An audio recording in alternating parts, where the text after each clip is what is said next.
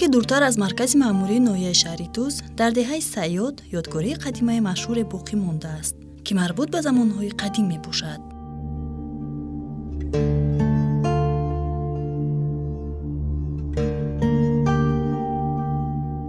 он диққати сокинон ва меҳмонони кишварро, инчунин олимону таърихнигаронро ба худ ҷалб кардааст. ин ёдгории қадима мадрасаи Хоҷа Машҳад ном дошта, маркази таълимӣ ба ҳисоб меравад.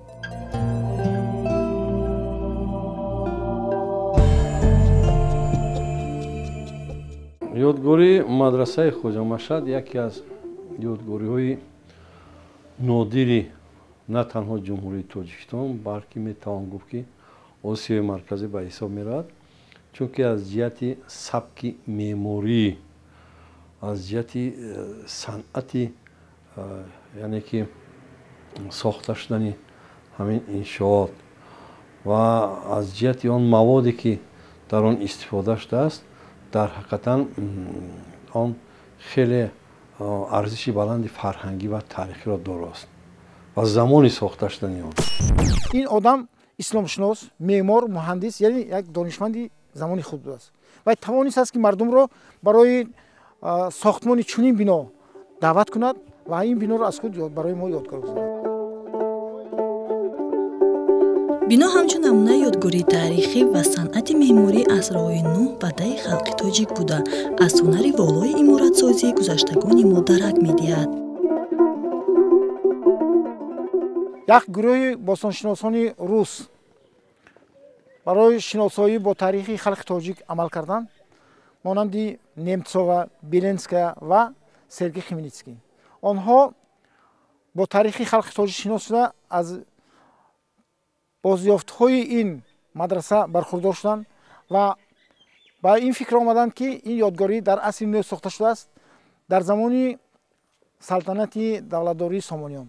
зеро усули сохтмон, усули сохта шудани мадраса ба ҳамин давраи Сомониён хос аст, чунки дар Самарқанду Бухоро ин хеле ёдгориҳо дар ҳамин тарз қарор дорад. ҳама инҳо хеле нодир ҳастанд барои мо, барои халқи мо, барое ки аз як ҷиҳат агар ҳисоб кунем, мадрасаи Хоҷа Машҳад қисмати яъне мақбаравие ки ба шакли гумбазӣ пӯшонда шудааст, ин шакли аввалини гумбазие ки мо дида метавонем дар Осиёи марказӣ ва баъди ин мақбараи Сомониён аст дар Бухоро ба ҳамин шакли гумбазӣ не ки пӯшонда шудааст бо мевай.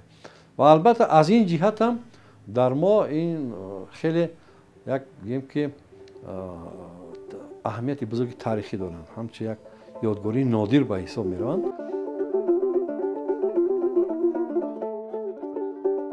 сохти бино, деворбандӣ, аркҳо, нақшу нигорҳои қисмати пеши бино, роҳурав ва ду иншооти бузург ки онҳоро ба истилоҳ дугоник ҳам меноманд, гувоҳи онанд ки бино хеле мустаҳкам бунёд шуда то замони мо бо андаке нуқсон омада расидааст. мадраса аз ду бино иборат аст аслан, ки ба ҳамдигар хеле монанд ҳастанд ва баъзан онҳоро дугоникҳо ҳам мегӯянд. барои он ки яке аз онҳо мақбара ҳаст, дигаре дар гузашта ҳамчун масҷид будааст ва ин масҷид ва мадраса дар назди мақбара пайдо шуда ташаккул ёфтааст. андозаҳои ду бино аз ҳамдигар фарқ мекунанд. масалан бинои тарафи шарқӣ баландиаш 13 метр, бараш 11 ба 11 буда, ҳамчун ҷои дарсайёркунӣ хизмат кардааст. ва бинои тарафи ғарбӣ баландиаш 14 метр буда, бараш 10 ба 10, ҳамчун ҷои қироатгоҳ хизмат кардааст. ҳатто ҳамин хел фикрҳое аст ки худи аллома Носири Хусрав дар ҳамин мадраса дар вақташ таҳсил карда будааст. яке ҳамин одамони бузурги ҳамин ноҳия, ҳамин диёри Тоҷикистон таҳсили илм кардааст дар ҳамун замони қадим, ин Носири Хусрави Хубодониё мебошад. ба як ривоят мегӯяд ки он кас 7 сол дар ин ҷо таҳсили илм намудааст, аз соли 1026 то 1033.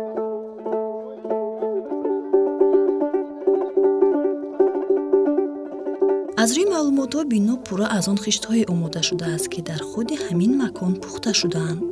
агар ба хиштҳои пухтаи ин мадраса дақиқтар назар афканем, мебинем ки ҳаҷму андозаи гуногун доранд.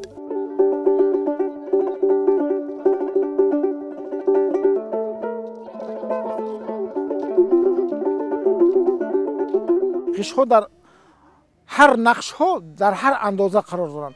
مثلا غشت درازیش مثلا 26 به 26، پهنیش 4.5 سانتی متر، غشت 23 به 26 و 15 به 10. همین خیلی در هر یک شکلی ساختنی همین بینو در هر یک کنج‌هایی که نقش گذاشته است به هم موافق غشت ساخته شده. غوصی قبط پایانی دیوارها از 2.5 تا به 3 متر می رسد که این به استواری قبط‌های بالایی مساعدت می کند. گنبد بنا نیز از چندین قبط خشت‌های پخته عبارت بوده. سوراخی‌های مابین به ویران نشدن بنا سبب گشته است. همه روزه به این مکان تماشابینان زیادی می آیند. مسئولین به هر یکی آنها دایر به اهمیت این بنا چون یادگاری تاریخی و معماری مفصل نقل می کنند. وقتی بارون میبارد اینجا چکر میافتد از بس که فشار هوا است، یعنی واسه هوا بارون از اون دور پرتاب میشه، فقط چکرها میاد. ببینید در بیرون چقدر تر اینجا خبی این چی؟ این جای استاد محراب میبارد، جایی که معلم نیست.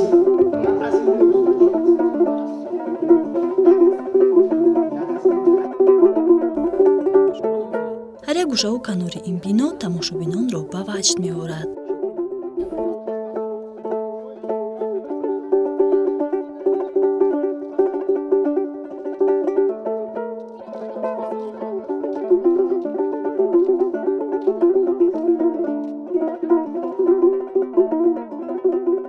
آن سیاحان خارجی که به تاجیکستان ما وارد میشوند و از منظرهای تاجیکان بهره میبرند، اینجا البته قدم‌رنجی میکنند، از هنر والا و معماری خلق تاجیک شناخته میشوند.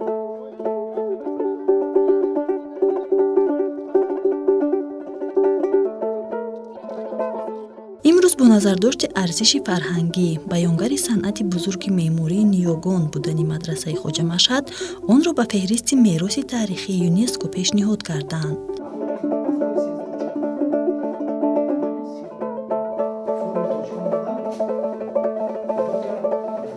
کارهای آبادانی در سمت برقرار نمودن و به حالت اوله برگرداندن این یادگاری مشهور تاریخی دوام دارند. این عامل به معرفی بیشتر تاریخ باستان و فرهنگ قدیمی سرزمین ما شهادتگر است. میتوان گفت که با پررگی قسمت اساسی این مدرسه تامین شده است، فقط قسمت حولی آن و حجره‌های دانشجویان ماندن که آنها اکثرا از خشت خام و گیل ساخته شدند و متاسفانه این حوالی با پررگی در مدت چند عصر، یعنی یک 800 سال که زیاده از 800 سال به قبرستان تبدیل یافته است.